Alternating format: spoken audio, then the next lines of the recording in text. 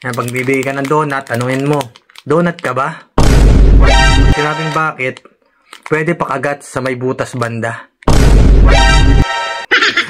Tara.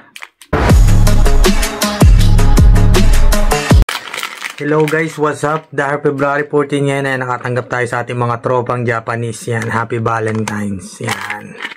Ito nga pala sa Japan, pagka February 14, yung mga babae nagbibigay ng mga tsokolate sa kanilang tropang mga lalaki or loved ones. Yan, ganyan dito. Pero pag sapit naman ng March 14, may yung sinatawag na White Valentine's, yung mga lalaki naman na magbibigay sa mga babae. Yung mga nagbigay sa'yo, sa atin, for example, tayo naman na magbibigay sa kanila. Tikman natin ito. Unahin natin yung donut. Yan. Yan, pag bibigay ka ng donut, tanungin mo, donut ka ba?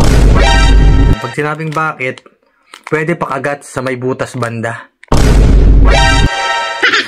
Tara, kain tayo. Top. Ito yung second company ko dito guys sa Japan. Before, yun, marami rin akong natatanggap, mababait rin yung tropa ko dun sa dati kong kaisya. Yan, dito nakatanggap din tayo.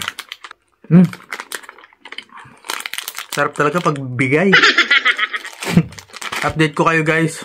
Sa March 14 tayo naman na magbibigay. White Valentine's kung tawagin dito sa Japan.